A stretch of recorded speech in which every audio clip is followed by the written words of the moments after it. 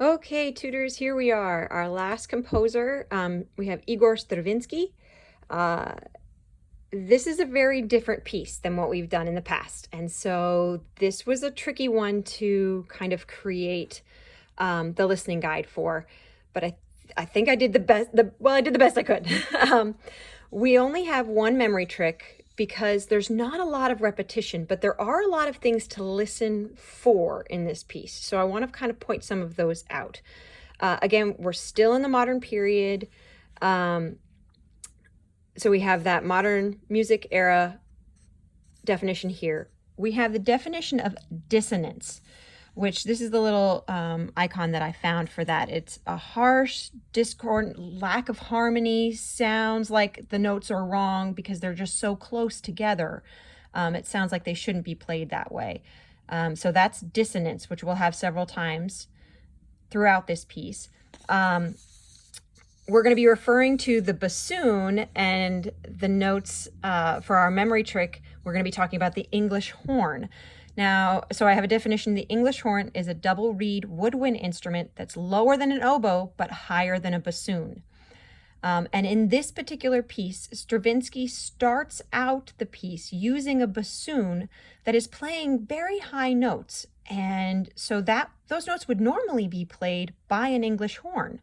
But he has them as a bassoon. And so again, I have a definition here as well of bassoon, which is a double reed woodwind instrument that typically plays lower baritone and bass notes.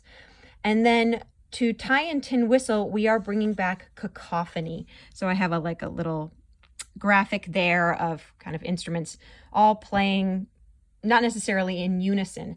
And we'll hear cacophony in this piece, or it will sound like cacophony, but obviously it's all very planned. Now, the memory trick that I have is for the very beginning. We are split into 3 sections. Section 1 is the introduction. Section 2 and section 3, I just put, I didn't put the translation, the English translation there because now I'm blanking on what this is. It's kind of a violent thought process. So I just left it and you can kind of go through those different sections, but I thought it was important to designate the different sections. So the memory trick that we have, I'm not an English horn, and I'll play that for you so you can hear how that sounds. And it starts at the very beginning. Let me turn my volume all the way up. And you can hear it is the bassoon that is playing these notes.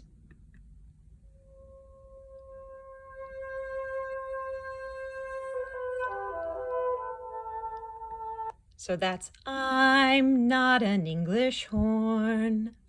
I'll play it one more time from the beginning. You'll hear that repeated only in the introduction section, but it is repeated several times.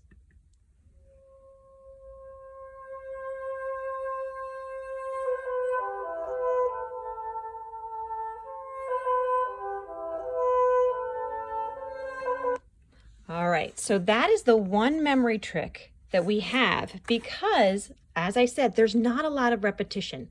But I do want to give you a couple of things that you can listen for, that you can help your students listen for. So in this introduction, the description in Classical Music for Dummies has some bird sounds that they equate in that piece. There's some dissonance here as well. So I did put kind of a crow type bird looking there so that you can listen for that and what that might sound like. I'll show you an example from this first time that it comes through in 116, and you can see if you can hear those kind of bird sounds.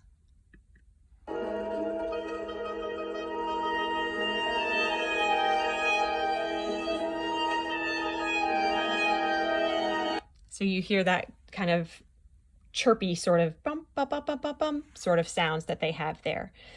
Now, as we start into section 2, you'll see a repetition of what I have, little volcanoes and kind of this tiptoeing little guy.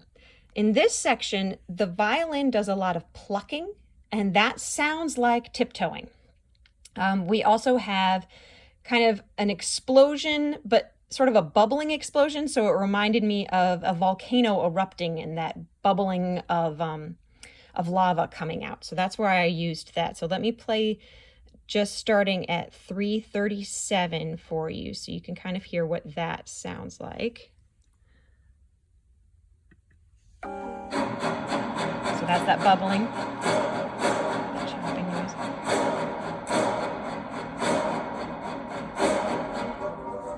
And there's that tiptoeing sound. And there's the bubbling again.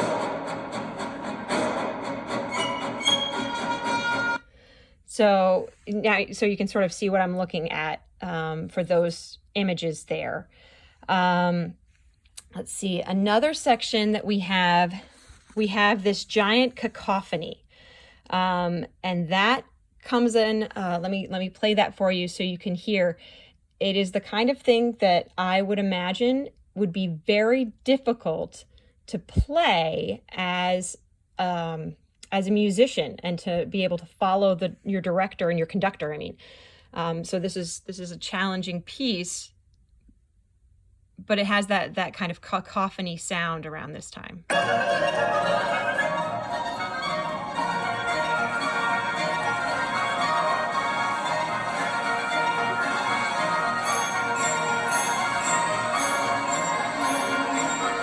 So you see that cacophony is growing. It starts out quieter and kind of grows in that crescendo.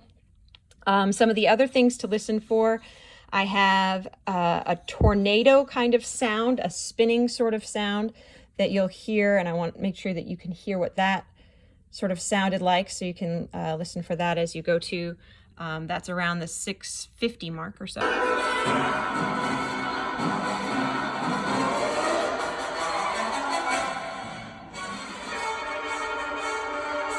So you kind of, it almost has that image of, Stephanie Laughlin was comparing it to Wizard of Oz and the tornado there. And then as we get further on, it's the same tornado, but this time there's kind of lightning and thunder crashes going along with it. So I added that one in visually as well. So let me play that. That's around 7:50. It's spinning. And there's those crashes.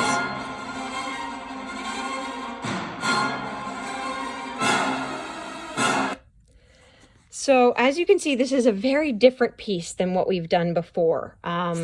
Really, again, the only repetition we have is that I'm not an English horn. And everything else is more specific sounds that we're listening for, but it's not always repeated in a way that we could put lyrics to it. So it is a challenge, but I think this could be a really exciting piece and something very different that our students don't normally listen to. Please let me know if you have any questions. I hope that this is helpful, and enjoy the piece.